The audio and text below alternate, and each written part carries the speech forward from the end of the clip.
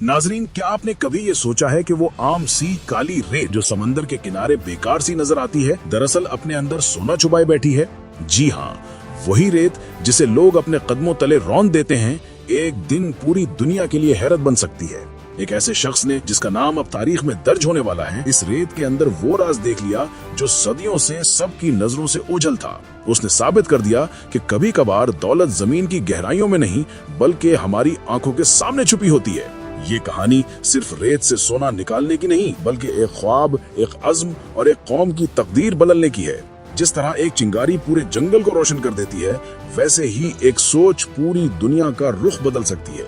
और ये सोच बर्किना फासो के एक नौजवान के दिल से उठी है जो आज पूरी दुनिया के लिए उम्मीद की अलामत बन चुका है। नाजरीन, क्या आपने कभी सोचा है कि वो आम सी काली रेत जिसे लोग समंदर के किनारे अपने कदमों तले रौंद देते हैं, हकीकत में सोने का खजाना बन सकती है? जी हाँ, वही रेत जो सदियों तक किसी के ध्यान में भी नहीं आई, अब इब्राहिम ट्रावरे के हाथों में एक ऐसा राज बन गई है जिसने दुनिया की बड़ी बड़ी ताकतों को हैरान कर दिया है। लेकिन सवाल यह है कि इब्राहिम ने यह सब कैसे किया और क्यों बाकी दुनिया इससे फायदा नहीं उठा सकी? तो दोस्तों, सबसे पहले ये जानना जरूरी है कि ये काली रेत है क्या। बज़ाहिर ये बस एक आम सी रेत है जो समंदर के किनारों पर तह दर तह जमी रहती है। देखने वाले के लिए ये मिट्टी और बजरी के ढेर से ज्यादा कुछ नहीं लगती, मगर हकीकत में इसमें एक ऐसा खजाना छुपाया हुआ है जिसका अंदाजा सदियों तक किसी को नहीं हो सका। इस रेत के हर जर्रे में आयरन, टाइटेनियम और सबसे बढ़कर सोने के बारीक बारीक जर्रात मौजूद हैं। ये जर्रात इतने छोटे होते हैं कि इंसान की आंख इन्हें देख भी नहीं सकती। यही वजह है कि लोग हजारों साल तक जमीन खोदते रहे, पहाड़ तोड़ते रहे और दरियाओं में जाल डालते रहे ताकि सोना हासिल कर सकें, मगर किसी को ये ख्याल तक ना आया कि समंदर के किनारे फैली हुई ये स्याह रेत भी सोने का एक छुपा खजाना हो सकती है। इब्राहिम ट्रावरे ने वो राज पहचान लिया जो सबकी नजरों से ओझल था। उसने समझ लिया कि असल दौलत हमेशा जमीन की गहराइयों में नहीं बल्कि कभी कभार हमारी आंखों के सामने भी छुपी होती है, बस जरूरत होती है उसे पहचानने की। और यही पहचान आने वाले वक्त में बर्किना फासो की तकदीर बदलने वाली थी। उसने सोचा कि अगर चीन रेशम की एक डोर से दुनिया की तिजारत बदल सकता है, अगर मशरक़ वस्ता के ममालिक तेल के ज़खायर से आलमी ताकत बन सकते हैं, तो फिर अफ्रीका अपनी इस काली रेत से क्यों नहीं दुनिया को हैरान कर सकता। यही सोच थी जिसने उसे एक नए रास्ते पर डाल दिया। ट्रावरे ने अपने मुल्क के मुस्तकबिल के लिए ऐसा ख्वाब देखा जो दूसरों को दीवानगी लगता था, मगर उसके नजदीक ये दीवानगी नहीं बल्कि एक ऐसा अज़्म था जो बर्किना फासो को गुर्बत और पसमानदगी से निकालकर ताकतवर ममालिक की सफ में ला खड़ा कर सकता था। उसने फैसला किया कि वो इस काली रेत को जाया नहीं होने देगा बल्कि इसे सोने में तब्दील करके अपनी कौम के लिए तरक्की और खुशहाली का जरिया बनाएगा। और यही मकसद था जिसके लिए इब्राहिम ट्रावरे ने एक नया रास्ता इख्तियार किया। उसने फैसला किया कि रेत के हर जर्रे से सोना हलक करने का कोई तरीका निकालना होगा। दुनिया में पहले भी कई पुराने और जदीद तरीके मौजूद थे, मगर उन सब में सबसे मौसर तरीका वो था जो मिकनातीसी और कीमियाई अमल पर मबनी था। इब्राहिम ने सबसे पहले ताकतवर मिकनातीस इस्तेमाल किए जिन्होंने रेत के अंदर से आयरन और दीगर भारी मादों को अपनी तरफ खींच लिया। यूं वो बाकी अज्जा बच गए जिनमें सोना छुपाया था। मगर असल कमाल उस वक्त हुआ जब उसने खुफिया कीमियाई महलूल तैयार किया। ये महलूल ना तो आम था और ना ही आसान, बल्कि एक खास तनासुब और खास दर्जा हरारत पर तैयार किया गया था। जैसे ही ये रेत पर डाला गया, बाकी सब अज्जा तहलील हो गए, मगर सोना अपनी असल हालत में महफूज रहा। दोस्तों, जब काली रेत से सोने के छोटे छोटे जर्रात अलग हो जाते हैं तो ये कहानी वहाँ खत्म नहीं होती, बल्कि असल अमल इसके बाद शुरू होता है।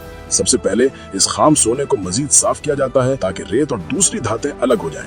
ये काम दो तरीकों से होता है, एक वजन के हिसाब से अलग करना क्योंकि सोना बाकी धातों से भारी होता है, और दूसरा मिकनातीस के जरिए ताकि लोहा वगैरह अलग हो जाए। इसके बाद जो मवाद बचता है उसमें सोना ज्यादा नुमाया हो जाता है। फिर आता है रिफाइनिंग का मरहला, यानी सोने को खालिस बनाना। इसके लिए एक तरीका है आग पर पिघलाकर बाकी नजासत को खत्म करना, और दूसरा तरीका है बर्की अमल, जिसमें सोने को एक खास महलूल में डाला जाता है और करंट के जरिए खालिस किया जाता है। इन दोनों तरीकों के इम्तिजाज से वो सोना तैयार होता है जो जेवरात, बैंकों या आलमी मार्केट में इस्तेमाल के काबिल होता है। इस सारे अमल के दौरान एक चीज का खास ख्याल रखा जाता है और वो है माहौल की हिफाजत। पुराने जमाने में जब बड़े बड़े पहाड़ काटे जाते थे और कीमियाई पानी में डालते थे तो जमीन और फिजा दोनों खराब हो जाती थी, मगर अब जब प्लांट लगते हैं तो वहाँ ऐसा निजाम बनाया जाता है कि फजला बाहर न जाए, पानी को दोबारा इस्तेमाल किया जाए और जहरीले मादे बाहर न निकले। ये भी याद रहे कि हर बैच के बाद सोने को टेस्ट किया जाता है ताकि पता चले कि कितना खालिस है। ये टेस्ट लेबोरेटरी में होते हैं और अगर कहीं कमी रह जाए तो दोबारा रिफाइनिंग की जाती है। ये अमल सिर्फ सोना तैयार करने के लिए नहीं बल्कि रोजगार पैदा करने के लिए भी है। छोटे छोटे प्लांट जब गांव और शहरों में लगते हैं तो लोग तरबियत हासिल करते हैं, नौजवानों को नौकरियां मिलती हैं और एक पूरा नया कारोबार खड़ा हो जाता है। यूं वो रेत जो कल तक बेकार समझी जाती थी आज हजारों खानदानों की रोजी का जरिया बन जाती है। दोस्तों, ये समझ लें कि सोने को प्रोसेस करना आसान नहीं, ये मेहनत और एहतियात मांगता है। जरा सी गलती हो जाए तो सोना जाया भी हो सकता है और माहौल को नुकसान भी पहुंच सकता है, मगर अगर सब कुछ सही तरीके से किया जाए तो यही सोना बर्किना फासो के लिए खुशहाली का रास्ता और दुनिया के लिए एक नया इनकलाब साबित हो सकता है। नाजरीन, इसके अलावा आपको बताते चलें कि जैसे ही इब्राहिम ट्रावरे के इस मंसूबे की खबर दुनिया भर में पहुंची, आलमी मंडी में हलचल सी मच गई। अमेरिका और यूरोप के बड़े बड़े तज्जियाकार कहने लगे कि अगर ये तजर्बा बड़े पैमाने पर कामयाब हो गया तो सोने की कीमत ने हमेशा के लिए बदल जाएंगी। आज तक ताकतवर ममालिक इसलिए ताकतवर समझे जाते थे क्योंकि उनके पास जमीन की तहों में सोने के बड़े ज़खायर थे, मगर अगर सोना समंदर की रेत से निकलने लगे और वो भी कम लागत और तेज अमल के साथ, तो दुनिया का तवाजुन पलक झपकते में बदल सकता है। चीन और रूस जैसे ममालिक इसको एक नए मौके के तौर पर देखने लगे। उन्होंने कहा कि अगर बर्किना फासो जैसे छोटे मुल्क की रेत से सोना निकल सकता है तो ये एक ऐसा रास्ता खोल सकता है जिस पर दूसरे तरक्की पजीर ममालिक भी चल पड़े। मगर मगरबी कंपनियां और पुरानी सोने की माइनिंग इंडस्ट्री के लिए ये खतरे की घंटी थी। वो सोचने लगी कि अरबों डॉलर की सरमायाकारी जो उन्हें पहाड़ काटने और काने खोदने में लगा रखी है, वो सब एक लम्हे में बेकार हो सकती है। इसलिए कई कंपनियों ने इब्राहिम पर दबाव डालने की कोशिश की, कुछ ने उसे खरीदने की कोशिश की और कुछ ने सियासी रास्ते अख्तियार किए ताकि ये इनकलाब आगे न बढ़ सके। दोस्तों, दुनिया की मीडिया ने भी इस पर मुख्तलिफ रद्द-ए-अमल दिया।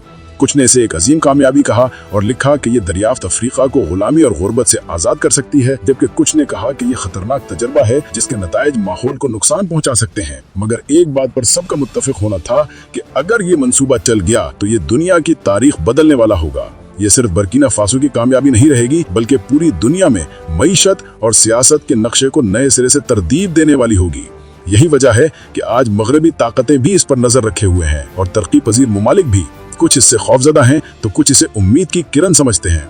अब असल सवाल यह है कि क्या ये रास्ता वाकई आलमी इनकलाब लाएगा या ताकतवर ममालिक इसे रोकने में कामयाब हो जाएंगे। दोस्तों, इस सारी सूरत हाल में सबसे दिलचस्प बात यह है